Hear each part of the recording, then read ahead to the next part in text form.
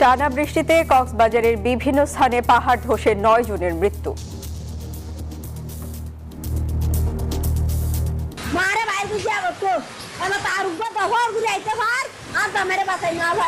পনেরোতে ৩ জন আর ক্যাম্প ১১তে ৪ জন আর ক্যাম্প ৭-এ ১ জন। সাঙ্গুর পানি বাড়ায় বান্দরবানের থানচিতে আটক শতাধিক পর্যটক, আরও কয়েকদিন ঝড় বৃষ্টির পূর্বাভাস। বঙ্গোপসাগরে একটা লঘুচাপ সৃষ্টি হয়েছিল, সেই লঘুচাপটা ঘনীভূত হয়ে সুস্পষ্ট লঘুচাপ এবং পরবর্তীতে নিম্নচাপে পরিণত হয়েছিল।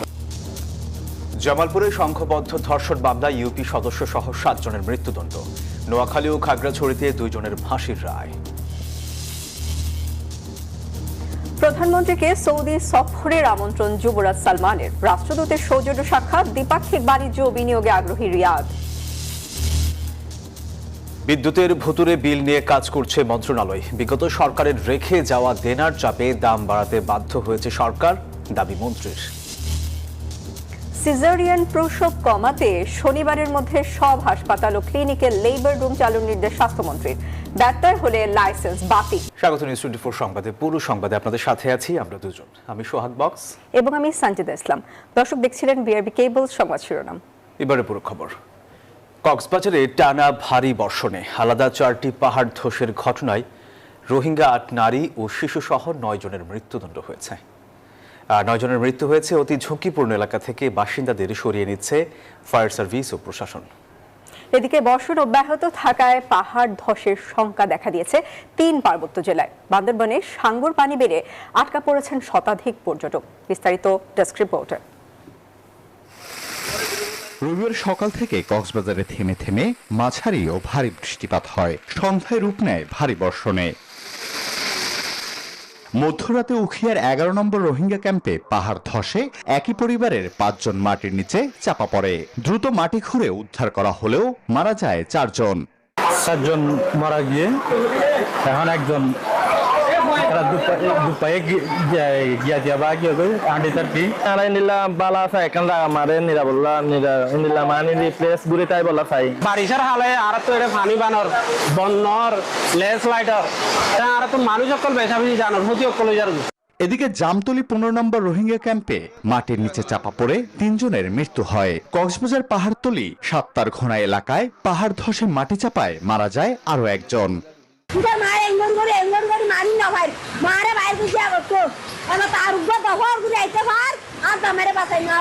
প্রতি বছর পাহাড় কেটে কেটে এখানে ফেলে কি করে, বৃষ্টি আসলে তখন পুরা পাহাড় ভেঙে এখানে মানুষের বাসে পড়ে। ক্যাম্প 11তেও হয়েছিল। আমরা পরবর্তীতে আমরা ক্যাম্প 15-র উদ্ধার কাজ শেষে আমরা জানতে পারছি যে ক্যাম্প 11তেও ভূমিধস হয়েছে। ক্যাম্প 15-তে 3 জন আর ক্যাম্প 11-তে 4 জন আর ক্যাম্প 7-এ 1 জন, টোটাল 8 জন। ল্যান্ডস্লাইড রিস্ক এরিয়ায় যারা আছে তাদেরকে আমাদের সর্বোচ্চ চেষ্টা থাকবে দ্রুততার সাথে নিরাপদ জায়গায় সরিয়ে নেওয়া। প্রশাসন জানায় ইতোমধ্যে ঝুঁকিপূর্ণ এলাকা থেকে লোকজনকে সরিয়ে আনার কাজ চলছে, এজন্য চলছে মাইকিংও। পাহাড় ধসের মাধ্যমে কেউ ক্ষতিগ্রস্ত না হয়, কোনো প্রাণহানি এটা না ঘটে, আগেই তাদেরকে নিরাপদে সরিয়ে নেওয়ার পদক্ষেপ নিয়েছি। আশা করছি আর যাতে কোনো দুর্ঘটনা না ঘটে, আমাদের রোহিঙ্গা কমিউনিটির যারা লিডার রয়েছেন, কমিউনিটি লিডার রয়েছেন, মাঝি, ইমাম, তারপর আমাদের যারা সিপিবি ভলান্টিয়ার রয়েছেন এবং সাইট ম্যানেজমেন্ট যে ভলান্টিয়াররা রয়েছেন তারা কাজ করছেন। এছাড়াও বান্দরবানে 2 দিনের টানা বর্ষণে পাহাড় ধসের আশঙ্কা দেখা দিয়েছে। বাসিন্দাদের সতর্ক অবস্থানে থাকার আহ্বান প্রশাসনের। Desk report news 24। বঙ্গোপসাগরে সৃষ্ট লঘুচাপটি দুর্বল হয়ে নিম্নচাপে পরিণত হয়ে ভারতের উড়িষ্যা উপকূলে আছড়ে পড়েছে। এর প্রভাবে দেশের 8 বিভাগে ঝড় বৃষ্টির পূর্বাভাস দিয়েছে আবহাওয়া অধিদপ্তর। এদিকে সমুদ্র বন্দরগুলোতে বহাল রয়েছে 3 নম্বর সতর্ক সংকেত। 4 দিন ধরে বন্ধ রয়েছে নোয়াখালীর সঙ্গে হাতিয়ার নৌ যোগাযোগ। প্রতিনিধিদের পাঠানো তথ্য ছবিতে ডেস্ক রিপোর্ট। বঙ্গোপসাগরে সৃষ্ট লঘুচাপটি দুর্বল হয়ে নিম্নচাপে পরিণত হয়ে উড়িষ্যা উপকূলে আছড়ে পড়েছে। এর প্রভাবেই সারা দেশে থেমে থেমে বৃষ্টি অব্যাহত রয়েছে। পটুয়াখালীতে গত 3 দিন ধরে মাঝারি এবং মুষলধারে বৃষ্টিপাত অব্যাহত রয়েছে। ঝড়ের শঙ্কায় সমুদ্র তীরবর্তী মানুষ। এদিকে সমুদ্র বন্দরে 3 নম্বর সতর্ক সংকেত বহাল রাখা হয়েছে। মাছ ধরার নৌকা ও ট্রলারগুলোকে নিরাপদ স্থানে থাকার নির্দেশনা দেওয়া হয়েছে।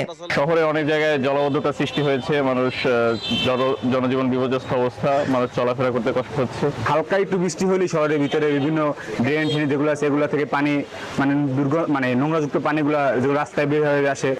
বঙ্গোপসাগরে সৃষ্ট লঘুচাপের কারণে 4 দিন ধরে বন্ধ রয়েছে হাতিয়ার নৌ যোগাযোগ ব্যবস্থা। নিম্নচাপের প্রভাবে মোংলাতেও গত 3 দিন ধরে বৃষ্টিপাত অব্যাহত থাকায় নদ নদীর পানির উচ্চতা বৃদ্ধি পেয়েছে। 3 দিনের ভারী বর্ষণে আমাদের কাজকর্ম ব্যাহত হচ্ছে।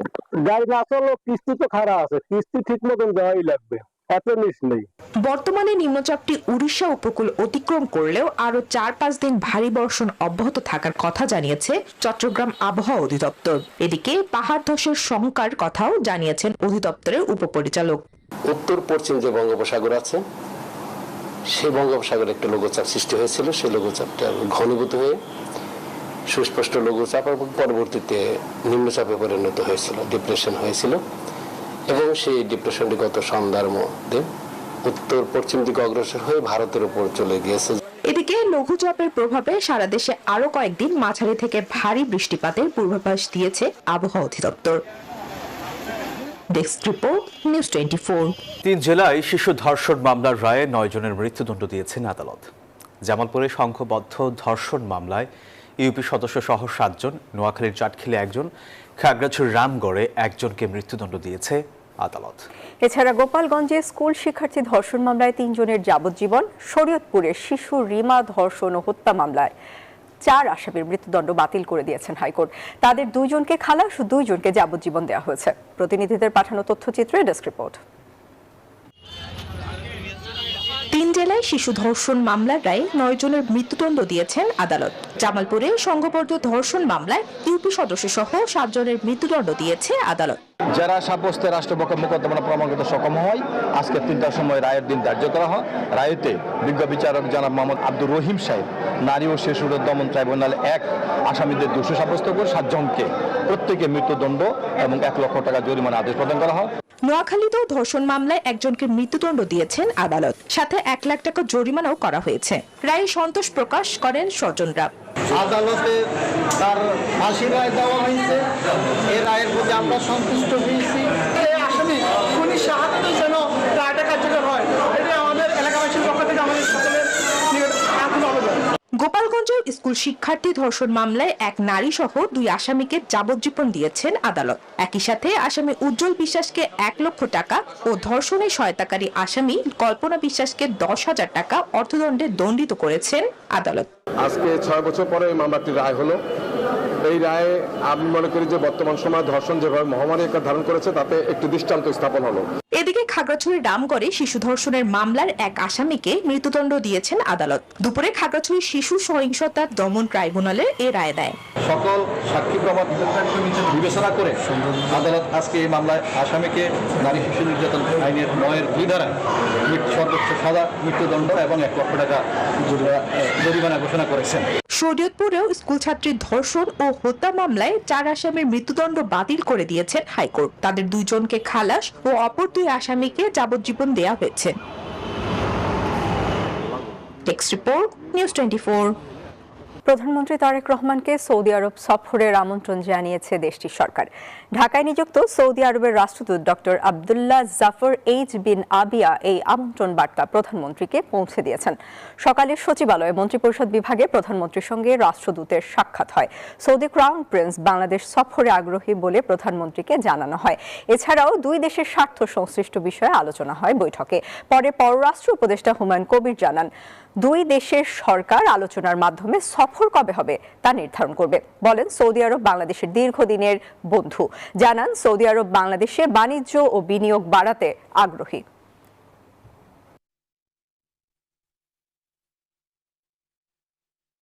Discussions took place, an exchange of pleasantries. The Honorable Ambassador conveyed greetings from His Highness the Crown Prince of Saudi Arabia and extended an invitation from His Highness the Crown Prince to our Honorable Prime Minister Tariq Rahman to visit the Kingdom of Saudi Arabia. দেশের প্রায় ৮০% বিদ্যুৎ বেসরকারি খাত থেকে উচ্চ মূল্যে কেনা হয় বলে জানিয়েছেন জ্বালানি মন্ত্রী। জানান, ফ্যাসিস্ট সরকারের রেখে যাওয়া ৫৬,০০০ কোটি টাকার বকেয়া পরিশোধ করতে গিয়ে বাধ্য হয়ে বিদ্যুতের দাম বাড়াতে হয়েছে। সকালে ক্যাবের নাগরিক সংলাপে এসব কথা বলেন তিনি। বিদ্যুৎ ভবনে আয়োজিত সংবাদ সম্মেলনে বিদ্যুৎ সচিব জানান, অতিরিক্ত বিল সহ গ্রাহকদের অভিযোগ দ্রুত নিষ্পত্তি ও দায়ীদের বিরুদ্ধে ব্যবস্থা নিচ্ছে সরকার। গেল জুনে গ্রাহক ও পাইকারি উভয় পর্যায়ে কার্যকর হয়েছে বিদ্যুতের নতুন দাম। পাইকারি পর্যায়ে বাড়ে 19.85% আর গ্রাহক পর্যায়ে 15% থেকে 19.94%। সঙ্গে সঞ্চালন চার্জ বাড়ে 23.96%। নতুন দাম ও ভুতুরে বিল নিয়ে ভোগান্তিতে গ্রাহক। সোমবার ক্যাবের আলোচনায় বিদ্যুৎ মন্ত্রী বলেন, বিগত সরকারের রেখে যাওয়া ৫৬,০০০ কোটি টাকা বকেয়া এই খাতকে ভঙ্গুর করে তুলেছে। বাধ্য হয়ে দাম সমন্বয় করেছে সরকার। তবে বিদ্যুৎ খাতে নিরাপত্তায় মহাপরিকল্পনা নিচ্ছে সরকার।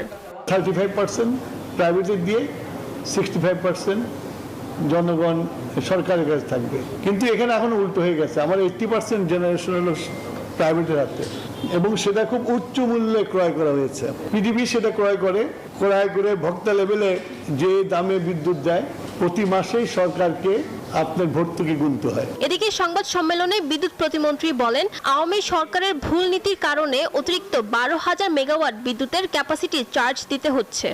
আজকে বিদ্যুৎ বিভাগ যে সংকটে নিমজ্জিত, এটি হচ্ছে ফ্যাসিস্ট সরকারের সময় ভুল নীতির কারণে। অতিরিক্ত বিল সহ গ্রাহকদের অভিযোগ নিয়েও কাজ করছে সরকার, জানান বিদ্যুৎ সচিব। বিল বা মূল্য বৃদ্ধির কারণ শুধুমাত্র মিটারের ত্রুটি বা কোনো ভুতুরে বিল না, নতুন ট্যারিফ এর জন্য কিছুটা দায়ী বলে আমরা মনে করছি। চট্টগ্রামের সীতাকুণ্ডে বিভিন্ন শিপ ব্রেকিং ইয়ার্ড পরিদর্শন শেষে বাণিজ্য মন্ত্রী বলেন, দেশের শিল্প কারখানাগুলোতে জ্বালানির সংকট নিরসনে ক্রাশ কার্যক্রম চালু করেছে সরকার। আজকে থেকে 2 বছর আগে আমরা প্রায় 45% মতো সারা বিশ্বে যে পরিমাণ জাহাজ রিসাইক্লিং হতো তার প্রায় অর্ধেক আমরা নিজেরা করেছি। আমাদের এই অবস্থান আবার সাময়িক কালের জন্য আমরা বিচ্যুত হয়েছি। ইনশাআল্লাহ আমাদের এই 1 নম্বর পজিশন আবার আমরা ফিরিয়ে আনব। একই সাথে ব্যবসায়ীদের সমস্যা সমাধানে আইন শৃঙ্খলা বাহিনী ও প্রশাসনকে সুনির্দিষ্ট নির্দেশনা দেন বাণিজ্য মন্ত্রী। ফারজানা রিয়া, নিউজ 24, ঢাকা। অপ্রয়োজনীয় সিজারিয়ান কমাতে প্রতিটি বেসরকারি হাসপাতাল ও ক্লিনিকে আগামী 5 দিনের মধ্যে লেবার রুম চালু করার নির্দেশ দিয়েছেন স্বাস্থ্যমন্ত্রী সর্দার সাখাওয়াত হোসেন। আর নির্দেশনা না মানলে লাইসেন্স বাতিল সহ প্রয়োজনীয় ব্যবস্থা নেওয়ার হুঁশিয়ারি দিয়েছেন তিনি। বিস্তারিত রাশেদ রায়হানের রিপোর্টে। সরকারি হিসেব বলছে, দেশের অর্ধেক শিশুর জন্ম হয় সিজারিয়ান পদ্ধতিতে। বেসরকারি হাসপাতালে এই হার আরও বেশি, প্রতি 5 জনে 4 জন। যদিও বিশ্ব স্বাস্থ্য সংস্থার মতে প্রতি 100টি প্রসবের মধ্যে মাত্র 10 থেকে 15টির ক্ষেত্রেই সিজারিয়ানের প্রয়োজন হয়। কিন্তু হাসপাতাল ও ক্লিনিকে স্বাভাবিক প্রসবের ব্যবস্থা না থাকা সহ নানা কারণে সিজারিয়ানের সংখ্যা বেড়েই চলেছে। সিজারের পরে যে কষ্টটা, সেটা আসলে কোনো মা করতে পারে না। আর নরমালের কষ্টটা অল্প, সিজারের থেকে নরমালি বেস্ট। যেহেতু এক বাচ্চা সিজার হয়েছে, এটা তো নরমালি আমরা চেষ্টা করতে পারি না, এই জন্য সিজার করছি। সেলাইটা পাতলা হয়ে যাচ্ছে, তো আপনি যত তাড়াতাড়ি পারেন সিজারটা করে ফেলেন। যেহেতু আমার ঝুঁকি, তারা বলছে যে আমরা করি নরমাল হবে, আমার মেয়ে কারণ আমার তাড়াতাড়ি হন সিজার করেন। চিকিৎসকরা বলছেন, অপ্রয়োজনীয় সিজারিয়ানের ফলে স্বাভাবিক প্রসবের স্বাস্থ্যগত সুবিধা থেকে বঞ্চিত হচ্ছেন মা ও নবজাতক, পাশাপাশি নানা ঝুঁকি বাড়ছে। প্রাইভেট সেক্টরে ওনাদের মোটিভেশন আমি বলতে পারবো না, কনসালটেন্ট থাকেন, তিনি হয়তো ওরকম সময় দিতে পারেন না পেশেন্টকে এনভিডি করানোর জন্য, কারণ এনভিডি তো একটা লং প্রসেস, সেটা 6-7 ঘন্টা লাগতে পারে। মাঝে মধ্যে খুব কম সময়ে হয়ে যায়, কিন্তু বেশিরভাগ সময় তো এনভিডি 12-14 ঘন্টা সময় লাগে। সেই ক্ষেত্রে হয়তো বিষয়গুলোকে সময় দিতে পারে না। দেশের বেসরকারি হাসপাতাল ও ক্লিনিকে লেবার রুম প্রটোকল অনুসরণ বাধ্যতামূলক, তবে অধিকাংশ ক্ষেত্রেই তা মানা হয় না। এমন বাস্তবতায় বেসরকারি হাসপাতাল ও ক্লিনিকে দ্রুত লেবার রুম চালুর নির্দেশ দিলেন স্বাস্থ্যমন্ত্রী। আমরা ইনস্ট্রাকশন দিয়েছি আগামী শনিবারের মধ্যে বাংলাদেশের সকল ক্লিনিকগুলিতে লেবার রুম প্রতিষ্ঠিত করতে হবে। যারা না করবে তাদের লাইসেন্স বাতিল করে দেব এবং সেই ক্লিনিক বন্ধ করে দেব। মিডওয়াইফারি সোসাইটি আয়োজিত কর্মশালায় মন্ত্রী আরও জানান, মিডওয়াইফ নিয়োগ বাড়িয়ে স্বাভাবিক প্রসববান্ধব স্বাস্থ্য ব্যবস্থা গড়ে তোলা হবে। সকল প্রাইভেট ক্লিনিকে মিডওয়াইফার নিয়োগের কাজ বাধ্যতামূলক করবে। রাশেদ রায়হান, নিউজ 24, ঢাকা। দরিদ্র ও অসহায়দের সহায়তায় প্রধানমন্ত্রী তারেক রহমান নিজের বেতনের 10% রাষ্ট্রীয় কোষাগারে জমা দিচ্ছেন। একইভাবে মন্ত্রীদেরও বেতনের 10% সরকারি তহবিলে দেওয়ার অনুরোধ জানিয়েছেন বলে জানান স্বাস্থ্যমন্ত্রী। বাংলাদেশ মিডওয়াইফারি সোসাইটির এক অনুষ্ঠানে এই কথা জানান তিনি। প্রধানমন্ত্রী ভেরি বিগ পোস্ট না দেশের, উনি আমাদেরকে কি বলেছেন কালকে জানেন? আমার আব্বা তার প্রতি মাসে বেতন থেকে 10% বেতন সরকারি কোষাগারে ফেরত দিতেন। 11,500 টাকা প্রতি মাসে আমার বেতন থেকে, বেতন যখন অ্যাকাউন্টে আসে আমি তুলে একটা চেক দিয়ে দিই। আমার আব্বা কাজটা করতেন, আমি করতেছি। আপনারাও যদি মনে কিছু না নেন বা যদি আপনাদের পক্ষে সম্ভব হয়, আপনারাও প্রতি মাসে 10% আপনাদের বেতনের টাকাটা সরকারের ঘরে ফেরত দিয়ে দিন। অক্টোবরে স্থানীয় নির্বাচন করার প্রস্তুতি নিচ্ছে ইসি। সরকারের সাথে আলোচনা করে এ বিষয়ে দ্রুত নেওয়া হবে সিদ্ধান্ত। নির্বাচনের আচরণবিধি চূড়ান্ত সীমানা নির্ধারণে সরকারকে চিঠিও দেওয়া হবে। আগারগাঁওয়ে নির্বাচন কমিশনে এসব কথা জানান কমিশনাররা। প্রস্তুতি আমরা গ্রহণ করছি। আপনারা হয়তো ইতিমধ্যে শুনে থাকবেন, সরকারের দায়িত্বপ্রাপ্ত মন্ত্রীরা, মাননীয় মন্ত্রী পরিষদের সদস্যবৃন্দ সংসদে এ নিয়ে কথা বলেছেন। আমরা নির্বাচন কমিশন নির্বাচন অনুষ্ঠানের জন্য সকল প্রস্তুতি ইতিমধ্যে নেওয়া শুরু করেছি। গত নির্বাচন, আল্লাহ শুকরিয়া, এই সবগুলো আমরা পেয়েছি, সুষ্ঠু হয়েছে। আগামী নির্বাচন যাতে ওই মাপের আমরা করতে পারি। শিশুর সামাজিক বিকাশ শক্ত ভিত্তির উপর গড়ে তুলতে সারা দেশে শিশু দিবাযত্ন কেন্দ্র ছড়িয়ে দেওয়ার আহ্বান জানিয়েছেন জিয়াউর রহমান ফাউন্ডেশনের vice president doctor Zubaida Rahman. বলেন, শিশু দিবা যত্ন কেন্দ্র শুধু শিশুদের যত্ন নেওয়ার প্রতিষ্ঠান নয়, বরং এটি তাদের ভবিষ্যৎ নির্মাণের কেন্দ্র। রাজধানীতে কয়েকটি শিশু দিবা যত্ন কেন্দ্র পরিদর্শন করে এই কথা বলেন তিনি। সবাই একসাথে ভাই, মায়া মমতার বন্ধনে। কর্মজীবী বাবা মায়েদের সন্তানদের যত্ন এবং মানসিক বিকাশে কাজ করে শিশু দিবা যত্ন কেন্দ্রগুলো। কর্মক্ষেত্রে ব্যস্ত থাকা অভিভাবকদের শিশু সন্তানরা এখানে দিনের একটি নির্দিষ্ট সময়ে অবস্থান করে। উন্নত বিশ্বের শহরগুলোতে এমন কেন্দ্রের প্রচলন থাকলেও বাংলাদেশে সরকারিভাবে শিশু দিবা যত্ন কেন্দ্রের সংখ্যা মাত্র 123টি। কৃতজ্ঞতা ও গভীর শ্রদ্ধা জ্ঞাপন করছি। রাজধানীর এমন কয়েকটি শিশু দিবা যত্ন কেন্দ্র পরিদর্শন করেন জিয়াউর রহমান ফাউন্ডেশনের vice president doctor Zubaida Rahman. পানি ভবনে কেন্দ্র পরিদর্শন শেষে আলোচনায় সারা দেশে এমন কেন্দ্রের সংখ্যা বাড়ানোর তাগিদ দেন তিনি। শিশুর প্রারম্ভিক যত্ন ও বিকাশের সেবা যত্ন কেন্দ্র সারা বাংলাদেশে ছড়িয়ে পড়ুক। মানসম্মত সার্বজনীন প্রাক প্রাথমিক শিক্ষার সুযোগ আর্লি চাইল্ডহুড ডেভেলপমেন্ট করার মাধ্যমে শিশুর জ্ঞান ভিত্তিক ও সামাজিক বিকাশ শক্ত ভিত্তির উপর গড়ে উঠবে। এর আগে তেজগাঁওয়ে সমাজসেবা অধিদপ্তরের শিশু পরিচর্যা এবং পুনর্বাসন কেন্দ্রের কার্যক্রম পরিদর্শন করেন তিনি।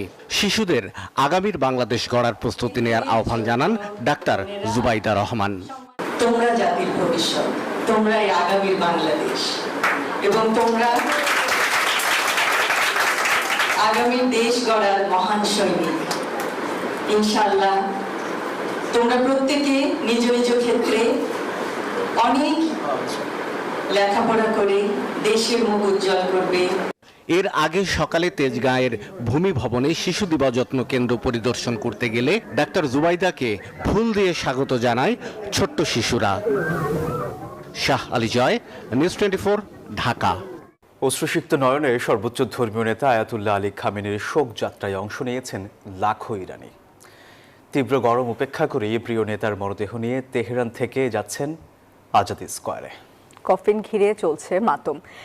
একে আধুনিক ইরানের ইতিহাসের সবচেয়ে বড় জনসমাগম বলে বর্ণনা করেছেন ইরানি কর্মকর্তারা। নিরাপত্তা ঝুঁকির কারণে বন্ধ তেহরানের আকাশে বিমান চলাচল। সর্বোচ্চ ধর্মীয় নেতা আয়াতুল্লাহ আলী খামেনির শোকযাত্রায় জনসমুদ্রে পরিণত হয়েছে ইরানের রাজধানী তেহরান। বুকফাটা আর্তনাদ আর প্রিয় নেতাকে হারানোর ক্ষোভে ফুঁসছেন ইরানিরা।